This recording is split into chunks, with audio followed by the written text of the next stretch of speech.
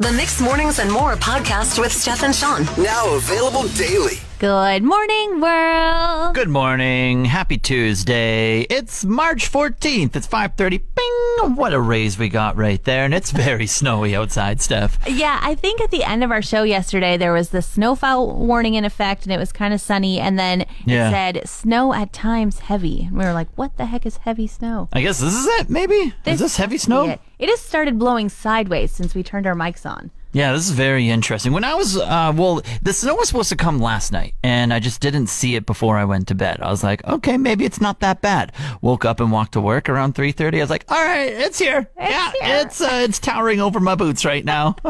Yeah, so much has fallen and continues to fall. And what are we expecting for it to be about 20 centimeters by the time everything's said and done? I think it's dwindled down, because I think it was supposed to be 10 centimeters last night and then another 10 today, but it didn't happen last night. And so I think it's dwindled to maybe 10, 15-ish. I think we have to lower our expectations a little bit. Okay. I wasn't sure if they were just going to be like, heavy snow. We're going to get double portion of snow today. Yeah.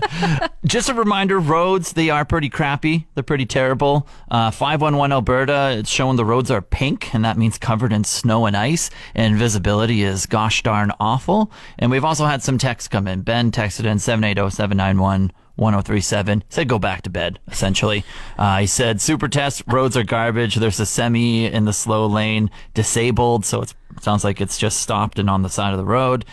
Can't see the lanes. So essentially he just said, go back to bed. Yeah, or drive very, very, very slowly this morning and hope everybody else does too. I got an email yesterday titled, "The Last Days of Soup Season." Maybe for people not in northern Alberta. Right? I don't know. I feel like a cozy bowl of soup would be completely delicious today. Oh, yeah. But I also, the whole email was about like, oh, you should really get in these different recipes of soup before soup season ends. And I was like, do people mourn the loss of soup season? I think, yeah, the soup hardos out there definitely do. Man. I've met a couple of them. Strange people. Soup hardos, okay. Because I was like, if you sent me an email, say, in September and said, the last days of barbecue season, I would feel that deeply in my soul, and I would probably take you up on some of your recipe suggestions. But the last days of soup season, I'm like, see ya, get out of here. Really? You're that passionate about just getting rid of it? I'm ready for spring. I'm like, if the idea of a cozy, warm bowl of soup while 10 centimeters of snow falls out of our window in the middle of March is the last days of soup season, I'm like, can the last days of soup season get out of here a little quicker? Okay, well, I'll pick up on the soup hate here, and if you want to send your recipes over to me, don't send them to Steph. I will gladly take them. Thanks for taking one for the team, John. The 56th annual JUNOS went ahead last night in our backyard in Edmonton, and they were, I would say, fantastic, Steph. Canada's music awards show, pretty cool, and so many stars showed up for it, right? Yeah, it was really awesome. So I got a bunch of notes here. We'll start off with our Calgary girl herself. Woo! I'm Calgary sure girl. she says Calgary just like that, too. Calgary girl herself. Tate McRae. She led things off. She was the opening act that started. She looked like Britney. She had like kind of the red latex outfit on. Ooh, okay. And I think she montaged two of her songs together, crushed it. Great job, Tate McRae. Thanks for being an absolute all-star for Canada. Go Alberta, go. Yes. Simu Liu, he was the host for the entire event. He's an all-star. He hosted it last year. He hosted it this year. He's so talented. He plays instruments. I think he was on the guitar and piano last night. He's very athletic. He did a backflip on stage. He did a dance bit. Wow. He was singing. And then on top of it, he's just a natural at hosting. He's an actor as well. Like, he does all of it. Wow. Really cool. Good for him. Yeah, and he's funny too. I like him. He's funny. The other thing I have, Avril went up to present someone who was performing, and a streaker ran up on stage. And a protester, I should say. A protester, she was topless, and she had words written all over her body. Oh, my goodness. And isn't the JUNOS broadcasted live? Yeah, and so Avril had some choice words for her that we're not allowed to say on our program. Oh, the CBC might be receiving some fines for the words that were projected live on television last night. It was hilarious. If you want to see video, it's all over the internet. Like literally the world is talking about it. Have they since blocked it out? I don't think so. I think, it's forever. Right, because it was a live feed. Yeah. Holy cow. Okay. It's forever. So it's on the internet. Avril had some choice words for us, so that's hilarious. What else do we have? Tennille Towns, she's country, but she's from Grand Prairie. She's an Alberta gal. She had a performance. I love her. She's great. She absolutely crushed it. I worked in country radio before. Got to speak with her. She's awesome. Okay. So that was awesome. There was a Nickelback tribute. Hannah's Alberta. That's where they're from. They got inducted into the Canadian Hall of Fame. And so that was awesome. Connor McDavid. Yeah, thank you for translating. Connor McDavid. He presented the Hall of Fame, so he got to do a speech leading up to it. He was super nervous because he's not about the spotlight or anything. He's just humble. He's like, don't worry, I'll just put up 100 goals in a year. I don't talk. Yeah. He's like, I play hockey. Do not ask me to stand behind a microphone. And it's kind of funny that they picked Connor McDavid to do it. Makes sense. He's Alberta's favorite person, but at the same time, he's not a performing arts performer. Well, it made sense because it got the loudest cheers of the entire night. Everyone was chanting MVP, it's in Edmonton. Everyone was just not musicians. Connie got the biggest, wow. Yeah. And then Banks and Ranks. I've been wondering about this for a long time. So they're kind of a DJ duo group that Canada has. And in a lot of their songs are bunks and runks. And that's what it always says. But it's just a moniker because it's actually Banks and Ranks. Banks and Ranks. Okay, I'm going to have to try and switch that around in my brain. I know, because it's so catchy when the song comes on. Yeah, it'd be like if Jason Derulo started being Jason Derulo, but actually it's Derulo. Yeah, it was very interesting. But I think Rev had the best performance all night, and Banks and Ranks is the DJ for a lot of their songs, and Banks and Ranks is also the DJ for Preston Pablo. So cool. They did a big montage type of thing. Rev had the best performance by far, so big shout out to her. I think she's a Quebec lady. Okay. And so big shout out to her. The Weeknd, this was very surprising. The Weeknd got booed for not being there. Wow. He won all of the awards. He won 5 or 6 of the major awards, I want to say. And then they were presenting one of them, and I think it was Sean Hook who was presenting. And then on behalf of The Weeknd, he couldn't be here tonight. I will accept his award. Crowd just full of boos. Wow. And they were booing The Weeknd, not Sean Hook. 100%. It was very clear. That's very interesting. I wonder why are they just mad because they're we made you The Weeknd. Why don't you come back for your award show? Yeah, maybe it's just why couldn't you show up? And then Avril Lavigne, she won Fan Choice Award, and she had some hilarious comments. So this was later on in the night after the protester. Now nobody try anything this time, or the Canadians come out at me and I'll.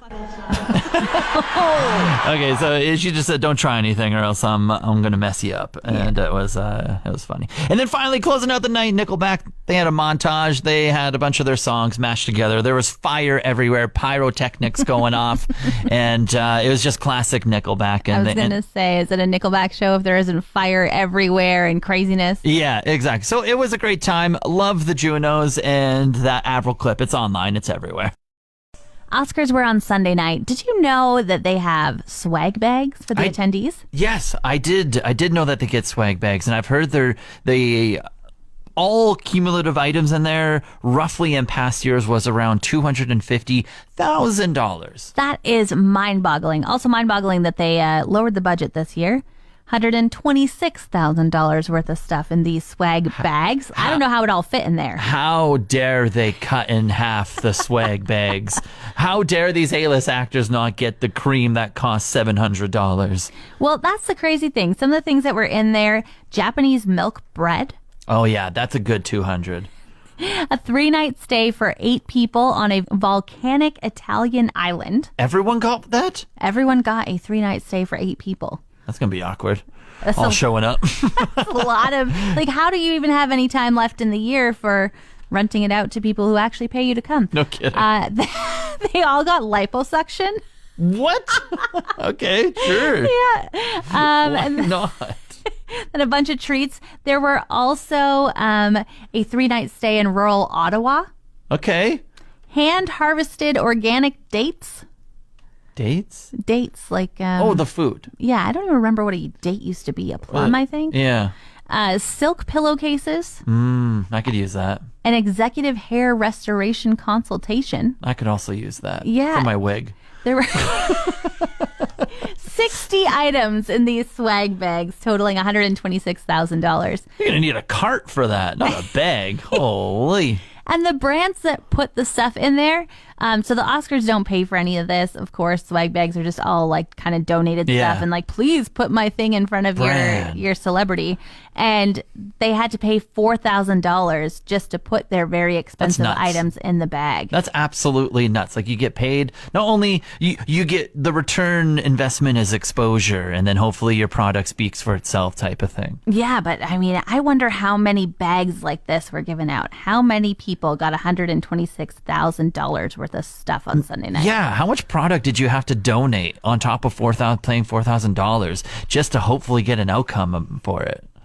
We're chatting the best things that have been in swag bags this morning. Now, of course, I don't think any of us have ever been as lucky to get a $126,000 Oscar swag bag, but there have been some great items that I've come across when I've gone to an event and they're like, here's a gift for coming. What's memorable for your swag bags? One time I got beer glasses from Wood Buffalo Brewing Company. What's that? What's a beer glass? Like a nice... Like glasses? No. Like sunglasses? No, like a pint glass. Oh! Yeah. Oh, that's great. I love that. It was awesome. That was in like the top 50 under 50 swag bags one year. And I was like, Humble wow. Anyway. Also, I one time got a phone battery charger. So like, oh yeah, plug it into your phone. It gives you an extra full-on battery life. That was pretty great. Yeah, that's what a phone charger does. Wasn't sure since you didn't know what a beer glass was. I thought I better explain the others. Glasses is a multi-use thing. Okay. I got a Moleskine notebook before. What is that? Oh, see, how do I not know what anything is? It's like a beautiful paper, high-end notebook. A lot of times, leather front, kind of sketch. Oh, thick, so a notebook. Beautiful paper. You just threw in a fancy word in front of it. No, it's a name brand. It's the most expensive kind of notebook, and it was in a swag bag. It was free. So you take a pen and you write on paper with it. Sean, you know what? I don't know why we're friends, and I'm thinking about revoking it right now.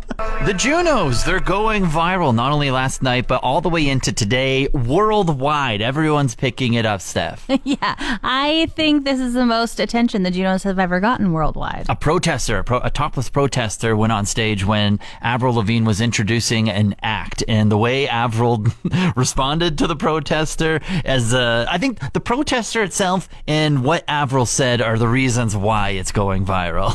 Yeah, so the protester was completely topless, wearing hot pink pants, and she had written on her body, save the old growth. Yeah, something like that. And stop the destruction, basically, of the green belt. Yeah. And then Avril just told her to... She told her to go away in a very explicit way, and she said it twice. She's the punk rock prom queen. That's She's right. Like, get off my stage. Yeah, and the funny thing was live on like CBC and Global, whatever it was airing on. It was live, and so you got to hear all the swears if you watched it last night. And then now, so obviously the video lives forever. That's going viral across the internet. And then at the very end, Simu Liu, he's the host. He was the host of the show. Avril did that, and then Simu, there was the person that she introduced performed, and then they went to commercial, and then they came back, and Simu came on, and he was like, sorry, I was just in the back changing my outfit. Did something happen? Like just improvising on the scene God. type. So that was hilarious. And then in his closing monologue, he was like, sorry about the boobs. And so if you didn't see the JUNOS last night, no worries. All the clips, lots of them, posted on the internet. Yeah, today. you're not going to be able to escape it today, that's for sure. Trivia Tuesday. My trivia question is a true or false one. Steph, are we going to set a record for most snowfall on March 14th today in Fort McMurray in the RMWB? And, okay, are we going to? I mean, do I get the answer right at the end of this? It's true or false. Are we going to set a True. record? True or false? Yes, we are. That is correct. The greatest snowfall. Now, this is Environment Canada from 1944 to 2007. Okay. So there's some years missing right there. But in between that time frame is what they have. The greatest snowfall, 1987, 6 centimeters on this day. I think we're beating that. Oh, I think we are. I think we're at 20 already. Yep. All right. March 14th, 3.14 is Pie Day. What kind of pie is tortillere? Tortillere? Yeah. That is chips. Pie full of chips. Chips? No. What kind of chips? I was kidding. It's a pie full of cream, whipped cream. Oh, that sounds delicious. It is not. I wouldn't want to mix whipped cream with a meat pie. A meat pie. I didn't know that's what you were talking about. Of course. Whatever, Sean. How'd you pronounce it? I think you pronounced it differently. I said tortillere. Oh, okay. What'd you say? No. Continue on. Whatever. Good morning, Steph. How are ya? Oh, I am doing well. Hello, Lita. You're sounding bright-eyed and bushy-tailed after a crazy night at the Junos. I'm trying my best. I lost my voice a little bit last night. Oh, was it that exciting you had to scream at every moment? Kinda. Well, it then fill was us very in. exciting and very engaging. Okay, what were your highlights? What's the best moments? I got to hang out with Chuck Claire and the gang after they celebrated their 50th anniversary of hip-hop at the Junos last night. I got to hang out with the crew as they celebrated, so that was a lot of fun last night. That is really cool. What else happened? Were you backstage at the Junos? Mark and I, we were backstage a little bit last night, seeing all the happenings as the Junos were getting set up. It was super exciting. Again, can neither confirm or deny that I knew about Avril Lavigne showing up. It was just such a good night, full of so much good energy, so much passion about music. It was absolutely incredible. Now, side question about Avril Lavigne. Was that planned, that special guest on stage without their shirt on, or was that a surprise for her too? That was definitely a surprise for Avril Lavigne and the rest of us. That girl was not part of the show at all, but she definitely made herself comfortable on stage. My goodness, I was so surprised that the security guards weren't tackling her or something. Oh, yeah, they were 100% Canadian in the most possible way, like super polite, just being like, girl, do you mind just like maybe not doing this right behind Avril Lavigne right now? Could you just get off stage maybe? Yeah, I mean, I guess it would be pretty awkward. Obviously, the moment was going to go viral. I wouldn't want to be a security guard tackling a topless woman either. You just never know what's going to get touched. Yeah, that's usually down in the States anyway, so. Tell me some more. What else happened? Yeah, so Mark and I, we were down in he was out on the red carpet last night. I was in the Q&A room. We were able to talk to a bunch of your favorite artists, from Ace and Nobby down to like Rev and Banks and Ranks. So we've got so much audio ready to come back. It's a little bit ridiculous almost at this point. So amazing. So that means for the rest of the week we can hear different interviews that you've done, all about your experience at the Junos, the different people you got to meet, and kind of what they had to say to you and what their process is probably. Oh, yeah, you're definitely going to hear a lot about, like, some stuff that you might not have picked up on your favorite Juno artists over the last little bit, because, like, we've been able to have some conversations, get down to, like, the root of how they created their songs. So it should be pretty cool. Really cool. Now, if you were going to pick one moment from the past 3 days that you've been down there taking it all in, what would you say was like a wow, that's really cool moment? Probably getting to have like a little bit of one-on-one with Devin Cole, who wrote the Which Women in Total Control of Herself song. Mm-hmm. We had a little bit of a moment during Juno Fanfare after they finished up, talked about her new song that just dropped as well, which is Call You After Rehab. The girl gets really, really honest about like how she nearly ended up going to rehab herself. And we had a quick conversation about like how important tackling such a tough subject is real quick. And she kind of ended up rubbing up next to me like a cat. So like there's a photo around there where like our heads are just like rubbing up next to each other like two cats who are just hanging out. Interesting. So yeah, it was really cool to have that one-on-one time with Devin Cole. Absolute sweetheart of a person. Probably some of the most genuine reactions to meeting the fans that I've ever seen. Awesome. Well, I'm sure we're going to hear a ton more from Lita this week when she finally gets back to Fort McMurray and fills us all in. Thank you so much for joining me today. No worries, Steph. I got you. Want more of today's show? Download the Mixed Mornings and More podcast. Now available every weekday.